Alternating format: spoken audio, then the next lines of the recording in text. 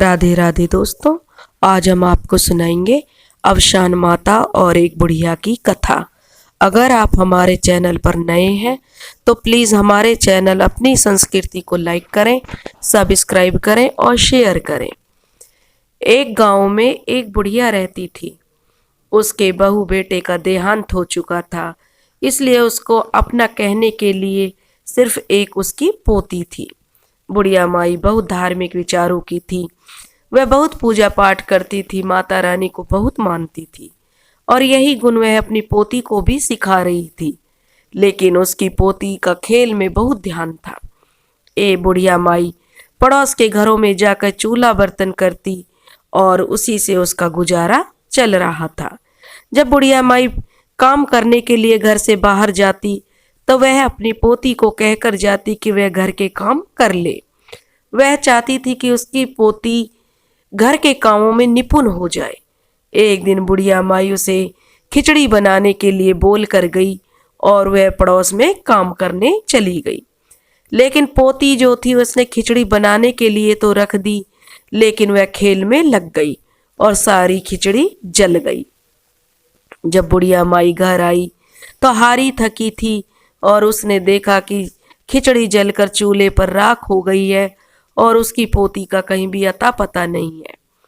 तब वह अपनी पोती को ढूंढ कर लाई और उसे डांटने लगी और डांटते डांटते जब उसकी पोती रोने लगी तो वह कहने लगी, ऐसे कैसे काम चलेगा? घर के कामों में लड़कियों को निपुण होना चाहिए और आज तूने पूरी खिचड़ी जला दी। मुझे इस चीज़ का दुख नहीं है।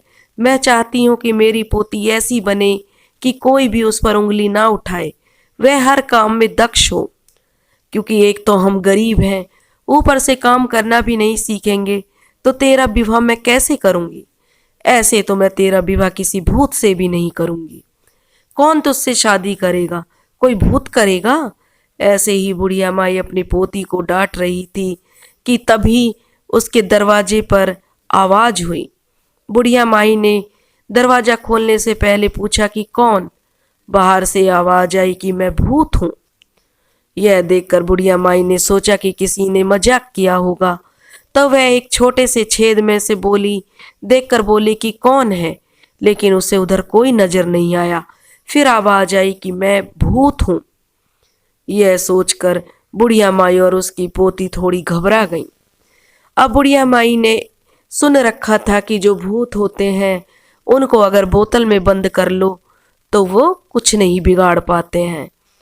तब बुढ़िया माई ने कहा कि ठीक है, तुम भूत हो। तो उसने इतने में एक बोतल लिया और जो दरवाजे का छेद था उसके ऊपर उस बोतल को लगा दिया और कहने लगी कि अगर तुम भूत हो तो इस किवाड़ के जो छेद है इसमें से मक्खी बनकर अंदर आ जाओ। अब भूत तो ठहरा मंदबुद्धि, उसने जो ऐसा ही किया और वह बोतल के अंदर आ गया और बुढ़िया ने उसका ढक्कन लगा दिया। बुढ़िया ने उसका ढक्कन लगाकर गांव के पास में एक पहाड़ी थी, उस पर गई और पहाड़ी के ऊपर जाकर वह बोतल रख आई। अब वह भूत उस बोतल के अंदर कैद हो गया और अंदर ही अंदर छटपटाने लगा। अब दादी पोती दोनों बड़े प्यार से रहने लगी। दादी बाहर के काम करती और पोती घर में रहकर काम करती और माता रानी का गुणगान करती।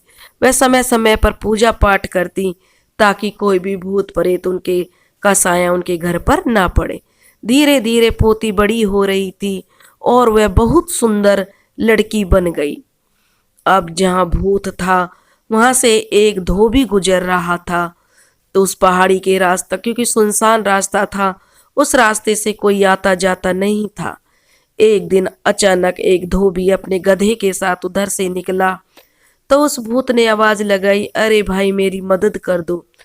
जब वह धोबी चारों तरफ देखने लगा कि मुझे कौन पुकार रहा है, तो वह कहने लगा कि मैं इस बोतल के अंदर से भूत हूँ, भूत बोल रहा हूँ। तो वह धोबी डर गया और कहने लगा, ना बाबा ना, मैं तुम्हारी कोई मदद नहीं कर सकता, तुम तो उल्टा मुझे ही चढ़ जाओगे। तब वह भूत कहने लगा कि नहीं, मैं तुम्हें नहीं चढ़ूंगा, तुम मुझे इस बोतल से आज़ाद कर दो। वह धोबी कहने लगा, नहीं भाई, मैं तुम्हें आज़ाद नहीं करूंगा। तुम्हारी ये हालत किसने की है? तब वह भूत कहने लगा कि इस जो पहाड़ी से नीचे गांव है उसमें एक बुढ़िया अपनी पोती के साथ रहती है। वह पोती उसकी बहुत सुंदर है। मैं उसे उससे शादी करना चाहता था, लेकिन वह बुढ़िया तो बहुत चालाक है, उसने मुझे बोतल में बंद कर दिया। धोबी ने यह सुना तो वह मन ही मन सोचने लगा कि मुझे भी अपने बेटे के लिए एक सुंदर लड़की की तलाश है। फिर वह बोला भूत से कि मान लो अगर मैं तुम्हारी मदद कर दूं तो तुम मेरी क्या मदद करोगे, मुझे क्या फायदा होगा तुम्हारी मदद करने से। तब वह भूत बोला कि जो इस नगर का राजा है, मैं उसके जो बेटा है राजकुमार है उस पर चढ़ने जा रहा हूँ, और जो मैं तुम्हें बता रहा हूँ कि जब तुम उस राजकुमार के ऊपर पानी डालोगे तो भूत उतर जाएगा, नहीं तो उससे भूत कोई भी उसे नहीं उतार पाएगा। इससे राजा खुश होकर तुम्हें काफी इनाम देगा। तो वह धोबी यह सुनकर खुश हो गया और उसने भूत को आजाद कर दिया। भूत आजाद हो गया और वो जाकर राजा के लड़के के ऊपर चढ़ गया। उधर राजा के लड़के की हालत खराब हो गई। वह कभी हंसता, कभी रोता, कभी तोड़ फोड़ करता, कभी गुस्सा करता। इससे राजा बहुत परेशान हो गया। राजा ने आसपास घोषणा करवाई कि जो भी उसके पुत्र को ठीक कर देगा उसे वह मुंह मांगा इनाम देगा। बहुत से वैद आए, तांत्रिक आए, लेकिन कोई भी उस लड़के को ठीक नहीं कर पाया। जब उस धोबी ने यह सुना कि राजा ने मुनादी करवाई है तो वह धोबी उस राजा के पास पहुंचा और कहने लगा कि मैं तुम्हारे बेटे के सर से भूत उतार सकता हूँ। तब राजा ने कहा कि इतने बड़े बड़े तांत्रिक वैद हकीम सब फेल हो गए हैं, तुम क्या मेरे बेटे के ऊपर से भूत उतारोगे? अगर तुमने भूत नहीं उतारा तो मैं तुम्हें फांसी की सजा दे दूंगा। अब उसने धोबी ने कहा कि ठीक है। धोबी ने थोड़ी देर तो जो है दिखावा किया कि जो राजा को शक ना हो।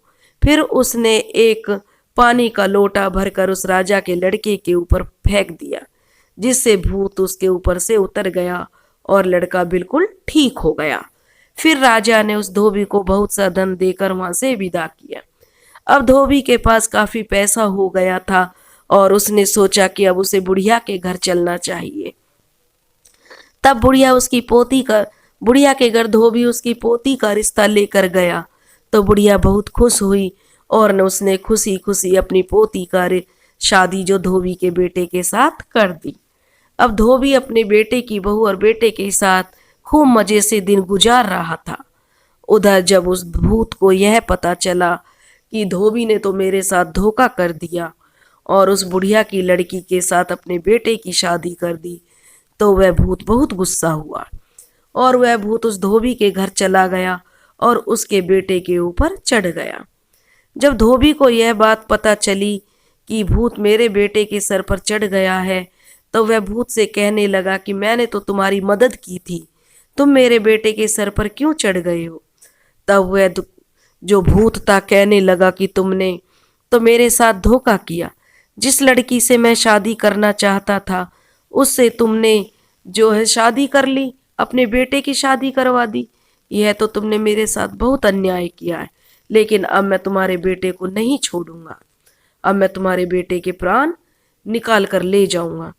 इससे धोबी जो है बहुत डर गया। धोबी था तो बहुत चालाक, तभी उसने एक योजना बनाई। उसको यह तो पता ही था कि जो लड़की की दादी है वह बहुत पूजा पाठ करती है, उससे यह भूत बहुत डरता है। अब उसने बैंड बाजे वालों को बुलवाया और उन्हें कुछ पैसे देकर पहाड़ी की तरफ से बहुत जोर जोर से बैंड बाजा और ढोल बजाने के लिए बोला। जब बहुत जोर शोर के साथ ढोल बजने लगे तो भूत ने धोबी से पूछा कि ये ढोल कैसे बज रहे हैं, इतना शोर कैसे हो रहा है? तब भूत से धोबी ने कहा कि जो मेरी समधन है, यानी मेरे बेटे की जो पत्नी की दादी है, वह भूतों को पकड़ने के लिए निकली है। उसने आज ऐलान किया है कि जहां पर भी जो भूत होगा उसे वह बोतल में बंद करके कैद कर देगी। इसलिए वह बड़े जोर शोर के साथ भूतों को पकड़ रही है। यह सुनकर तो भूत अपने इतनी जोर से डर गया, इतनी जोर से डर गया कि वह धोबी के बेटे को छोड़कर भाग गया। अवशान माता की पूजा पाठ से और करने से बुरी आत्माएं दूर रहती हैं, यह तो इस कहानी से साबित हो गया। बूढ़ी माँ इतनी पूजा पाठ करती थी, उसकी पोती भी इसी तरीके से पूजा पाठ करती थी, इसलिए वह बुरे सायों से और भूत प्रेतों से हमेशा बचकर रही। दोस्तों, आपको यह कहानी कैसी लगी कमेंट बॉक्स में ज़रूर बताएं। बोलो अवशान माता की जय।